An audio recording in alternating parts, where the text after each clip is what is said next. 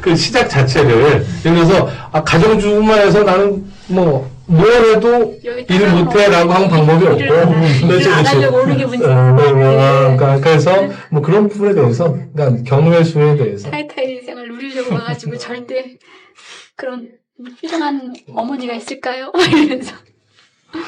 근데 이제 그거를 예상을 안 하시는 분들도 있을 것 같아서, 예. 처음에 올 때는 그냥 회사라고 해서 우리 애들하고 가서 그냥, 갔다 오고, 이렇게 생각을 했는데, 실제로 급작스럽게 발령이 나서 자격 요건이 되는지를 문의하시는 분들이 굉장히 많으세요. 네.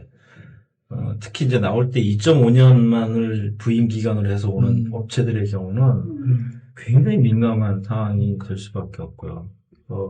그래서 아이는 지금 여기서 생활이 너무 만족하고 학교 다니는 게 너무 좋고 한국 그 끔찍한 데를 돌아가란 말이냐, 나 죽여라, 이런, 그런 상황이 되다 보니까 이제 선택을 하는 게 특례라는 조건들을 포기하고, 한국에 수시를 가든지, 해외대학으로 진학하든지 하는 초이스가 많이 생기죠.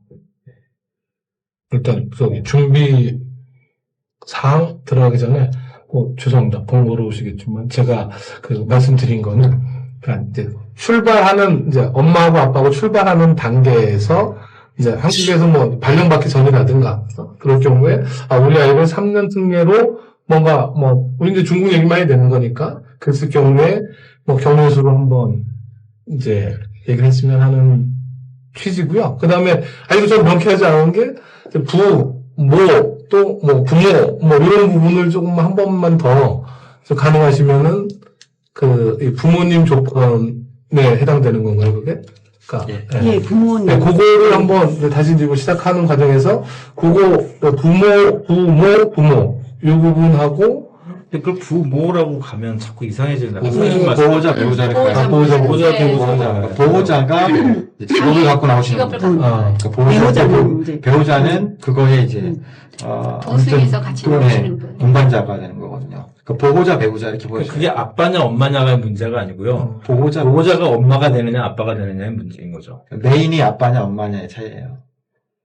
그렇게 보시면 돼요. 근데 보호자가, 저희는 두 분 다 취업비를 합계 주면 두 분 다 보호자가 될 수 수도 있다는 있죠. 거죠. 예. 그러니까 그걸 아까 그래서 이제 시작했다. 처음에 이제 출발 자체를, 그러면은, 두 분이 같이 그렇죠. 나와서 시작을 하자고요.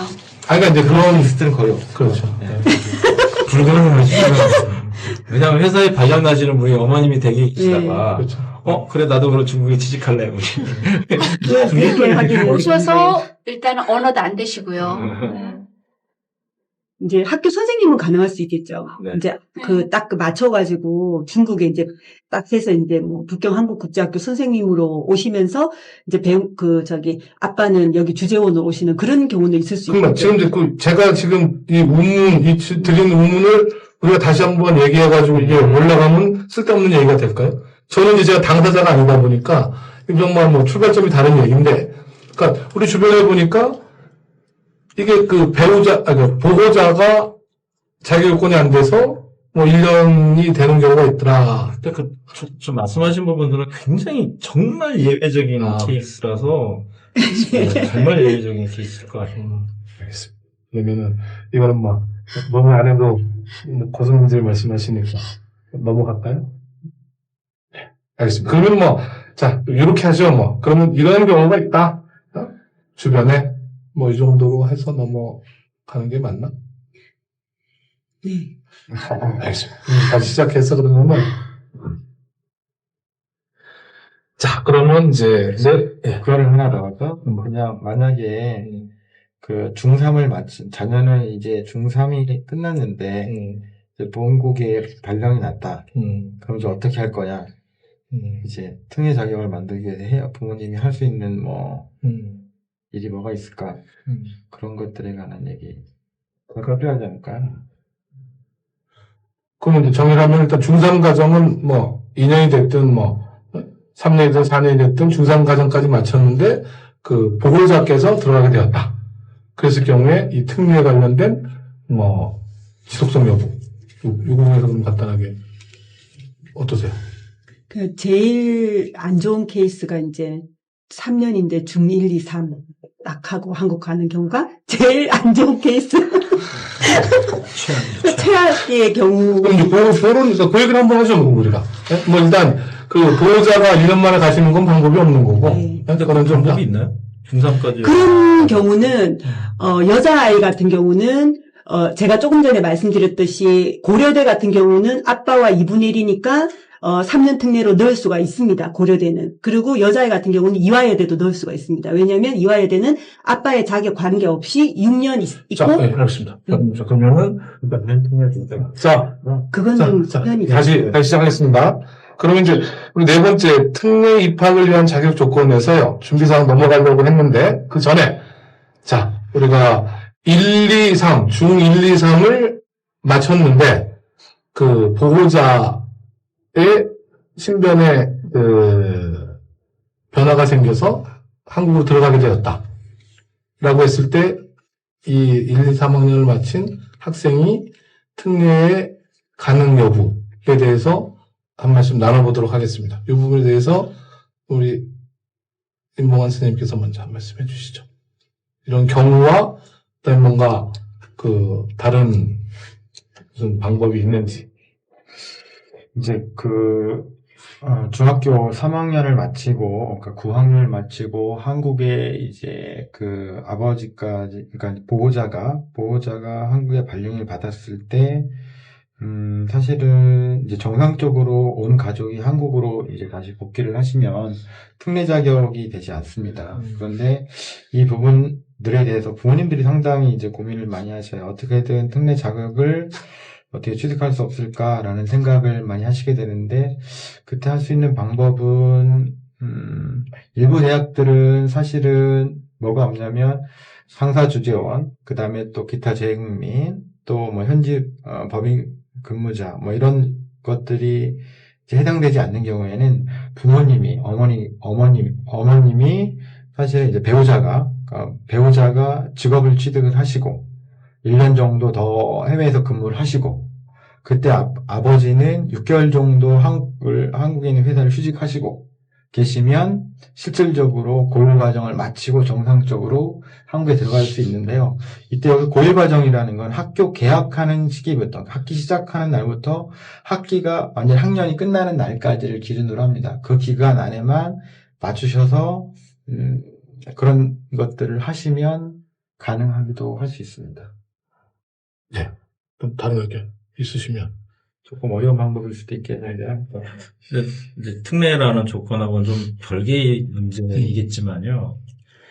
이제 만약에 그런 케이스가 생겼을 때 과연 그런 방법을 택할 거냐.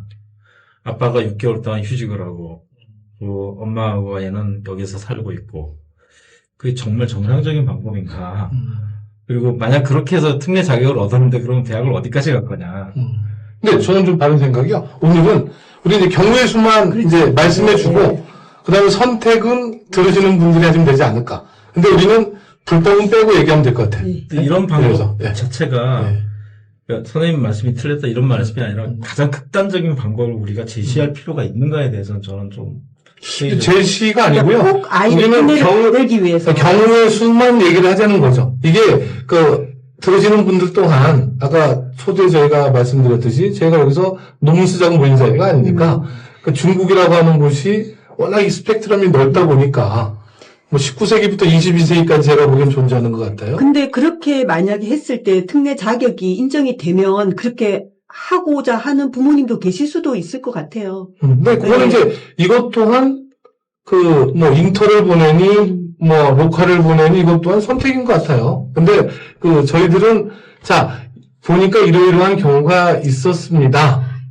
그러니까 제 그래서, 경우 같은 네. 경우에는 우리 큰딸 이제 친구가 1, 2, 3학년을 마치고 이제 아빠가 여기 한미국제병원 의사로 왔다가 들어가셨어요. 근데 뭐 엄마가 직업을 가질 수 있는 여건도 아니고 하니까는 꼭 특례로 가는 것이 아니라 이제 바로 그냥 미국으로 고등학교 과정을 미국으로 보냈어요. 그래서 미국에서 수학을 다 하고 그냥 수시로 수시로 글로벌 그게 제일 전형으로 보편적인 경우죠. 글로벌 전형으로 그러니까 정규 루트를 밟는 거죠. 여기서 안 되니까 애는 또 한국에서 수학하기는 본인이 원하지도 않고 유학생을 계속 하고 싶어서 미국에 가서 수학을 다 마치고 한국의 글로벌 전형으로 그냥 대학에 들어온 경우도 있어요. 제 경우에는. 근데 중국에서 그거는 이제 일반적인 이제 안 되는 경우에 한국으로는 돌아가고 싶지 않은 학생인 경우는 그렇게 수시로 하는 경우도 네, 있죠. 다른 나라에 유학을 가는 방향으로. 네, 그래서 일단 보건소 그 특례 좀 다른 부분으로 막 김영님 말씀하신 것처럼 자, 그 원래 보호자 분이 6개월 뭐 육아휴직을 내시든 뭔가 휴직을 하시고 그 다음에 보호자가 다시 이제 바뀌셔서 보호자 바뀐 신분으로 1년 정규 과정을 마치면은 이 3년 특례에 이제 부합이 된다. 이 방법이 이제 방법이라고 할까요? 이런 경우가 있는 거죠, 이제. 요건 이제 선택을 하고 안 하고는 이제 그 본인들 들으시는 분들이 이제 할 사안이신 것이고. 근데 요거 말고 또 다른 부분. 조금 전에 아까 선생님 말씀하셨을 때 전제 조건이 뭐냐면 부모의 자격 요건을 구분하지 않는 대학이라는 게 전제 조건이에요. 그러니까 그런 대학들의 경우에 해당되는 거지 전체적인 경우에 해당되는 건 아닙니다. 예. 그러니까 요건 이제 금방 말씀하신 그 부모의 자격 요건 해당하지 않는. 그래서 이제 뭐 이것도 다시 또 비교되는데 우리 입시공은 잘 봐라. 여기 이제 그렇게 진행이 되는 것 같습니다. 자, 그럼 다른 의견은 좀 있으신가요? 이거 관련해서? 왜 자꾸 이 말씀을 드리냐면요. 제 주변에 이것 때문에 되게 아까 전에 뭐 농담 말씀드렸듯이 한국 가서 자고 있는 애 보면은 죄책감이 든다고. 그래서 아까 좀 더 말씀을 드리면 어떤 대학들은 이제 고1 과정을 전부 다 맞춰야 되는 경우도 있고, 그러니까 고1 때 이제 보호자가 1년 동안 계속 재직을 해야 되는 경우도 있지만 6개월만 재직해도 되는 학교들도 있습니다. 그래서 보통 한국국제 같은 경우 3월에 시작해서 그 다음에 2월에 학기가 끝나잖아요. 그러면 3월부터 2월까지 채울 수 있으면 그렇게 하시고, 아니 인터 같은 경우 9월에 시작해서 다음 학기 6월이잖아요. 또 그렇게 해서 채우셔도 돼요. 그렇게 해서 고1 과정을 인터 쪽에 가서 1년을 고등학교랑 10학년을 맞추셔도 되고, 또 아니면 저희 학교 오셔서 한국국제에서 3월에서 다음에 2월까지 가셔도 되고, 그렇게 해서 두 학교를 적당히 맞춰서 필요하신 대로 하셔도 상관은 없습니다. 그렇게 해서 조금 계약상 이제 연장을 받으시면 되는데, 문제는 이제 학제를 옮기다 보면 중첩이나 이제 결손이 생길 수 있습니다. 이건 되게 민감한 상황이에요. 그래서 잘못해서 결손이 생겨버리면 자격 자체가 안 되기 때문에 그런 것들만 조금 학생 입장에서 조심을 하시면 충분히 가능하다라고 볼 수 있습니다. 예. 근데 이런 부분은 저기 사이트에 안 나오는 얘기 아닙니까? 대학 사이트에. 그건 대기업에 나오죠. 예? 대기업에 나오죠. 대기업에 나옵니까? 예. 예를 들어서 자, 우리 뭐 중국을 기준으로 해서 지금 저희가 있는 북경 말고 다른 데 가더라도 이런 거를 물어본다. 그럼 이제 북경은 뭐 한국하고 가면 됐고 뭐. 그죠? 국제학교 뭐 진학부장님한테 가서 이런 얘기는 본다할 것 같고. 뭐 각 지역에 그런 거. 자, 그러면 요거 뭐 이제 실질적인 부분이니까요. 자, 각 지역별로. 그랬을 경우에, 자, 뭐, 실질적으로 문의를, 자, 제 조건은 이런데, 라고 할 수 있는 방법들이 뭐가 있나요? 그러니까 제가 금방 네이버한테 물어보고, 다음한테 물어보고. 그러니까 그거는 일단 해당 당사자가 아니니까 그거는 본인의 의견을 내부에 올려놓은 거고, 그러니까 저의 개인적인 생각은 항상 모든 거는 대기업 사이트에서 본인이 보고, 대학은 그 대기업 사이트에서 나온 그거를 대학이 본인들이 판단하는데 모든 대학이 그거 똑같이 판단을 하지는 않는 것 같아요. 그래서 어떤 대학은 조금 융통성 있게 하고 어떤 대학은 거기에 딱 맞게 하고 이렇게 되기 때문에 제가 봤을 때는 본인이 가고자 하는 6개 대학의 그 입학 그 홈페이지에 정확하게 자격 요건을 문의를 하는 게 100% 예, 정답인 것 같아요. 어떤 학원에 가서 물어봐서 그렇다는데 이거는 본인하고는 안 맞으면 그러면 나중에 불합격 때문에 그 학원에 가서 따질 수는 없잖아요. 그러니까 본인이 이제 모든 거는 본인이 입학하고자 하는 대학에 이제 여쭤보는 게 100% 신뢰성이 있는 거죠. 그럼 이제 윤영님 저기 네. 말씀이 네. 100% 맞는데 이제 케이스 바이 케이스라는 게 항상 존재를 하죠. 그렇지만 또 일반적인 타입의 얘기는 또 존재할 수 있잖아요. 아니 잠깐만요. 제가 이제 그럼 대교육 말씀하셨잖아요. 네. 대교육은 저기 한국 뭐 대학교 대학의 교육협의회 그 그렇죠. 사이트. 네, 그게 있고 예. 그다음에 이제 금방 말씀하신 내가 원하는 6개 대학 사이트는 예. 다른 얘기죠. 그렇죠. 대학 홈페이지. 그렇죠. 대학 그러니까 홈페이지. 그거는 이제 자기가 그렇게 하고 그다음에 예. 대기업에도 자 대학 매년 국민 자격 요건. 네, 그러니까 예. 매년 그 대학의 지시 전달 사항이 예. 대기업 사이트에 이제 12월 정도에 떠요. 아 그렇군요. 예. 이제 그거는 이제 되게 그 러프한 얘기고 만약 이제 그러니까 지역별로 믿고 싶은 얘기들의 일반적인 형태는 그 지역에 저희 같은 학원들이 있으니까 가서 그냥 문의하면 일반적인 얘기는 들을 수 있어요. 그러니까 일반적으로 이렇게 하면 안전하다 또는 자격 요건이 된다라고 하는 그 부분들은 정보를 얻으실 수 있을 것 같고요. 좀 더 내 상황은 특이하다. 일반적인 상황하고 좀 다르다라고 할 때는 지금 어머니 말씀하신 것처럼 각 대학에다 직접 문의하는 게 가장 좋습니다. 알겠습니다.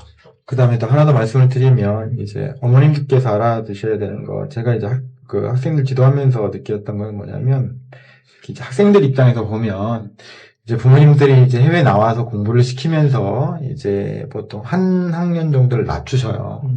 한 학년들을 낮추셔서 이제 학생을 이제 인터내셔널 이런 데 가거나 로컬 학교를 가도 한 학년을 낮춰서 공부를 하시고, 또 이제 나중에 이제 한국국제학교로 전화가 오던가 한국으로 이제 복귀를 할 때 또 자기 나이를 찾아서 가려고 하는 경우가 있어요. 그래서 그렇게 돼버리면 잘못해버리면 학기 결손이 이제 많이 생겨버립니다. 그렇게 해서 자격을 박탈당하는 경우가 되게 많아요.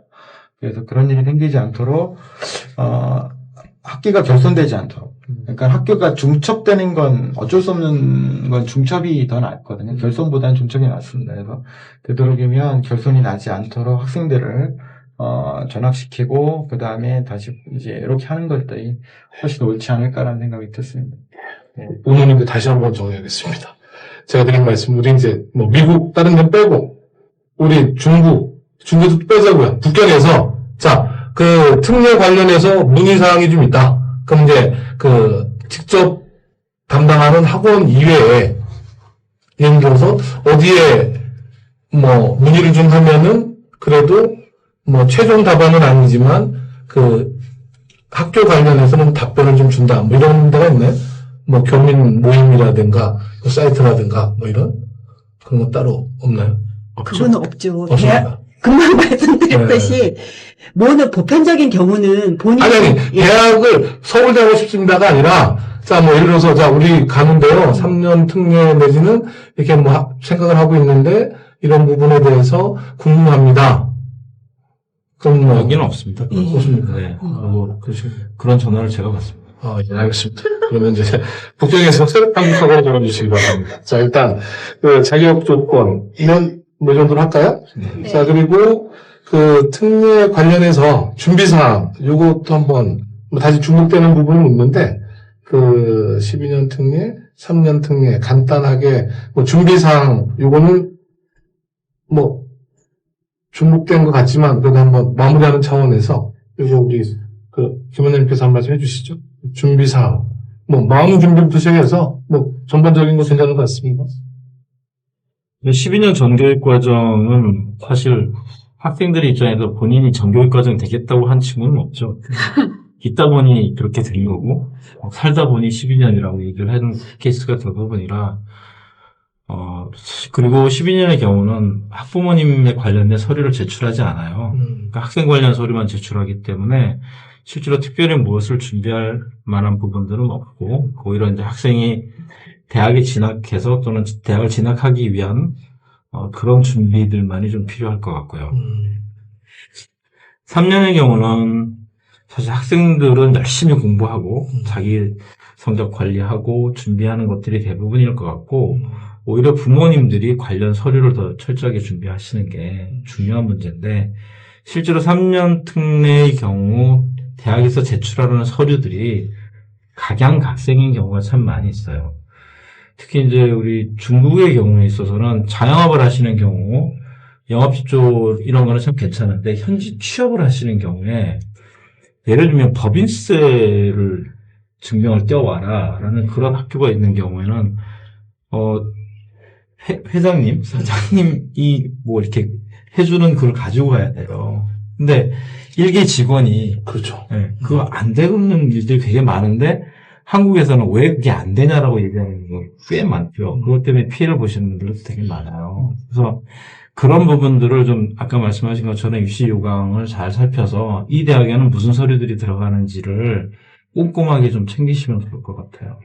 특히 이제 기타 제외 국민으로 분류되는 우리 자영업 하시는 분들이나 현지 취업의 경우에는 개인 납세 증명이 굉장히 중요한 서류 중에 하나인데 그런 서류들을 잘 꼼꼼히 챙기시는 게 되게 중요하고요. 이게 또 북경이나 상해처럼 대도시의 경우는 1년에 한 장으로 이렇게 딱 끊어주는데 시골 가면 한 달에 한 장 이렇게 끊어주는 경우들이 많아요. 그래서 36장씩 이렇게 그것도 중국말로만 돼 있는 그래서 이걸 다 번역 공정하고 영상화까지 가고 이게 굉장히 복잡한 문제들이 많이 있어서 부모님들이 그런 서류를 잘 준비해 주시는 게 3년 특례 입장에서는 아이들이 대학을 진학하는데 굉장히 큰 도움이 될 겁니다. 혹시 뭐 영사 공부 뭐 이런 대사관 관련돼서는 뭐 별 적은 없나요? 뭐 어려움이라든가 뭐 아까 하나 더 말씀을 드리면 현지 취업자 같은 경우는 이제 개인 납세 증명을 내야 되는데 문제는 그게 이제 세무서용이잖아요. 근데 보통 이제 상담을 하다 보니까 부모님께서는 당연히 세금을 내고 있는 줄 아셨는데 막상 세무서에 가서 현지 취업자가 부모님이 세금을 떼려 갔더니 세금이 이제 안 들어가는 경우도 종종 있습니다. 그래서 부모님들께서는 반드시 확인하셔야 되는 게 본인들이 세금을 내고 계실 때 1년 단위로 한 번씩은 과연 세금이 잘 납부되어 있는지 본인 것들을 미리미리 챙기셔야지 5년치를 한 번에, 3년치를 한 번에 떼려고 했을 때 하나도 발복을 못 받는 경우가 생길 수도 있거든요. 근데 그런 것들이 좀 문제가 될 수도 있으니까. 자, 그럼 그 부분에 대해서 예. 그럼 이제 12년 특례는 관계가 없는 거죠? 예. 그럼 3년 특례일 경우에 부모님이 뭐 6년, 10년 계실 수도 있잖아요. 학생은 3년 특례라고 하더라도. 그럼 그 납세 증명이라고 하는 거는 뭐 해당 학기에 해당하나요? 아니면은 10년이라고 하는 거주 기간에 해당하나요? 3년만. 최근 3년. 최근 3년 말고. 기간에 그러니까 자녀 기간하고 딱 맞춰져 있는 건 아니겠죠? 아니요, 자격 기간에 맞추면 그게 자격이 되는 거예요. 그 앞쪽에 어떻게 그거는 상관없고. 아니, 예를 들어서 이제 잘 내다가 중간에 6개월 동안 세금이 뭐 납부가 안 됐을 수 있잖아요. 그럼요. 예. 그럼 이제 뭐 직장을 옮겼다든가. 그럼 그거 3년에 딱 안 걸리니까 그걸 여쭤보는 거예요. 그러니까 이런 케이스, 예를 들면 중3, 고1, 고2, 그러니까 3년에 해당되는 케이스인데 아빠가 중3 때까지 A라는 회사를 다니다가 트랜스퍼를 하는데 6개월을 쉬었어요. 그럼 세금 못 내죠. 그리고 나머지 이제 다시 또 들어간 다음에 세금을 납부하는 그런 케이스도 있을 수도 있고 아니면 쭉 세금 냈는데 넘어간 회사에서는 내 세금 못 내줘라고 해서 세금을 납부 못한 케이스도 있을 수도 있죠. 여러 가지 케이스가 있는데 기본적으로는 학생에 해당되는 3년 기간 내에 세금 납부 증명이 다 있어야 되는 게 원칙입니다. 그래요. 근데 세금 납부 영수증 안 내도 되는 대학도 있어요. 아니, 그런 이제 뭐 약간 그런 대학 말고 네. 지금 이제 저희가 대화하는 거는 근데 모든 대학이 그렇다고 지금 얘기를 하면 또 없는 사람은 또 그럼 못. 다시 정정하겠습니다. 네. 모든 대학이 그 세금 납부 증명을 원하진 않지만 예. 그 세금 납부 증명을 원할 경우 3년이 해당 학생이 해당하는 그 3년에 그 보호자가 뭐 하루가 됐든 3년이 됐든 그 다른 기간을 합치면은 3년이 넘는데 납세 증명이 그럴 경우에 어떻게 해야 됩니까? 라고. 그래서 정리를 한번 다시 한번 우리 김영민 원장님이 해주시죠. 그럴 경우. 자, 다른 10년 계셔서 그러니까 6년 잘 내셨어요. 4년 못 내셨어. 근데 그 4년이 학생 1년하고 딱 부딪혀. 2년은 잘 냈고. 그러면 1년 안 냈더라도 여기 납세 증명이 뭐 3년 요구하는 것보다 더 많이 있어요. 이거 가지고 대체가 가능한지. 경험상. 안 되죠. 원칙적으로는 안 됩니다만, 네, 원칙적으로는 안 됩니다만, 이거는 그 케이스 바이 케이스로 적용이 가능해요. 그러니까 지금 같은 케이스는 사실 쭉 있어 왔고 세금을 납부했고 중국에 살았고 하는 것들이 증명이 되잖아요. 증명이 되기 때문에 대학에서도 인정해 줄 수 있는 어떤 부분이 좀 있는데 좀 짧은 기간, 예를 들면 한 4년 정도 이런 기간에서 앞에 2년은 안 내고 뒤에 2년은 내고 아니면 앞에 2년 내고 뒤에 2년은 안 내고 이런 케이스들은 또 적용하기도 힘들어지는 부분도 있고요. 사실 그 부분은 조금 케이스 바이 케이스인 것 같아요. 이건 또 한데 뭐 대학 내 그 자율권이 맡겨질 네, 수밖에 없다. 네. 알겠습니다. 자, 다른 관련된 준비 사항에서 뭐가 특이한 점 있으신가요? 또. 저 같은 경우에는 이제 한 4년? 4, 5년 전부터 이게, 서류 준비, 부모 서류 준비하는 과정에서 좀 많이 복잡하게 바뀌었거든요. 그러니까 그 다른 지방의 사건을 시작으로 해가지고, 아빠의 이제 이 세금 낸 증명서를 갖다가 중국 외사처에 가서 공증을 받고 나서 한국 영사부에 가서 공증을 받아야 되는 케이스가 지금 일반적인 거예요. 근데 아까 원장님 말씀하셨지만은, 삼성보다 더 큰 기업이 영업직조 그거 원본을 내줄 수가 없어요. 그러니까 저희 케이스였는데, 그거를 갖고 오라니까는 신랑 같은 경우에는 그러면 내가 나오지, 회사를. 응? 거기를 누가 주냐고, 자기를. 그 방법이 없는 거예요. 그래서 제가 가서 이제 영사 면담을 했어요. 응? 이게 바뀐 루트인데, 그러면 그 전에 대학을 갔던 사람들은 그러면은 영사 도장을 안 찍어주니까, 이거를 외사처에서 갔다 오지 않는 도장을 안 찍어주니까, 그럼 그 전에는 어떻게 간 거냐? 영사 도장을 왜 찍어줬냐? 그러니까 근데 공증의 종류가 문서 공증이 있고 번역 공증이 있는데, 지금 해주는 공증은 이제 문서 공증을 해주는 거고, 한국 대학에서 원하기 때문에 해주고, 그 과거에는 번역 공증을 했대요. 그러니까 아빠들이 회사를 다니면은 영어든 중국어든 이 세금 증명서 떼오면은 한국어로 번역을 한 거에 대한 고거 확인이 가능하다. 그래서 저는 그 전에 계속 대학을 2명을 보냈지만 이 중국 외사처 공증을 받지는 못했고요. 번역 공증을 시켜서 대학을 2명은 보낸 케이스가 있어요. 네, 근데 그 예전이고 지금이 이제 외사처. 지금도 돼요. 어. 지금도 그렇게 해서 보냈어요. 외사처 안 통하고 공증 안 하고. 근데 지금 한국에서 요구하는 거는 형식적으로는 외사처 공부는 공증을 해서 받고 영사 공증을 받아라. 했는데 대학에서 붙은 대학에서 네. 그거 가지고 컴플레인을 걸고 다시 갖고 오라고 한 적은 없었거든요. 근데 그거에 대해서는. 예. 근데 제 케이스니까 그거를 참고하시기 바랍니다. 자, 그럼 좀 예를 들어서 이 준비 서류 관련해서 자 마지막으로 자 불편하다. 대한민국 대학 내지는 대사관, 영사관 불편하다라고 하시는 부분 없으세요? 저희가 중국 외교부 얘기할 소용 없고 가장 불편한 부분이 이거. 그리고 또 학부모 입장에서 돈이 제일 많이 낭비되는 게 중국 외사처 가서 공증하는 부분들, 이 돈이 제일 많이 불편한 절차를 밟는 건데, 물론 중국이라는 그 특수한 나라에 있다 보니까 불법을 저희가 찔른 사례가 있다 보니까는 대한민국 대학에서 또 이렇게 잠근 장치로 요구하는 건데, 그게 지금 전통적인 정상적인 방법을 간 학부모 입장에서 보면 정말로 불편한 방법이고, 거기에 조금 옛날처럼 그 옛날 방법으로 그냥 그렇게 영사관 공증만 해줬으면 참 좋겠다는 생각이 들어요. 그뿐만이 아니고 지금 이제 연세대학교는 굉장히 긍정적인 방법으로 전형 요소를 바꿨다고 저희 생각하거든요. 그러니까 일단 학부모의 지원 자격들을 다 없앴고, 그리고 거기에 관련된 서류를 제출하지 않아도 되고요. 출입국 관리 기록만 있으면, 해외 체류했다는 사실만 있으면 자영업자인지 주재원인지에 대해서 묻지 않고, 그걸 보면 오히려 연세대학교 입장에서 연세대학교를 바라보는 저희 입장에서 일단 신분에 대한 차별이 없는 거고, 그리고 서류 굉장히 간편해졌고요. 세금 납부 증명 이런 거 안 하니까. 그리고 요즘 같은 때는 해외 나가서 물론 이제 계시는 분들이 너무나 많은 시점에서 신분을 그렇게 나눠야 되는가. 그리고 아까 말씀하신 것처럼 세금 납부 잘 하시던 분들이 이직을 하는 케이스가 지금은 경기가 굉장히 안 좋아져서 1년, 2년 쉬시는 분들 굉장히 많거든요. 그런 분들의 자격 조건을 제한을 해야 되는 건가. 좀 연세대학교처럼 좀 긍정적인 방향으로 개선할 필요가 있지 않는가.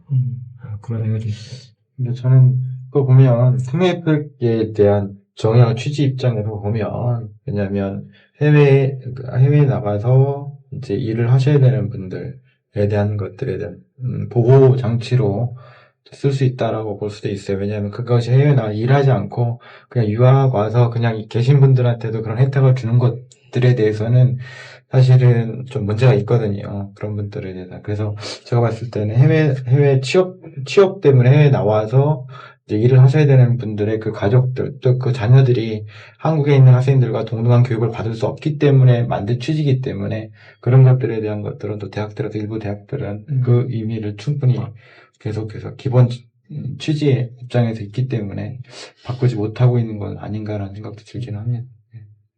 그러면은 다른 의견 없으시면은 이 부분은 그러면은 이제 제일 힘든 게 외교부 그 공증, 중국 외교부 공증 과정. 이 상사 주재원일 경우는 전혀 문제가 없고요. 네. 네.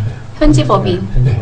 그래서 그래서 가장 어려운 부분이에요. 그다음에 그 부분, 그러니까 중국 그 외사처 공증 이 부분은 조금 한번 그 시정이 필요하다라고 하는 부분. 그러니까 왜냐하면 현지 법인이라고 딱 이름만 보더라도 대한민국 대학에서 이름만 보더라도 검색만 해도 확실하게 딱 입증된 회사들이 많은데도 불구하고 이런 불필요한 과정을 거친다는 거는 비합리적이라는 생각이 들어서요. 네. 그 부분하고 그다음에 금방 이제 납세 증명 같은 경우는 지금 중국 현실 부분이 있기 때문에 조금 그 해당 기간 3년 이외의 부분이라도 조금 뭐 폭넓게 볼 필요가 있다. 뭐 이 정도로 정리를 할까요? 네, 알겠습니다.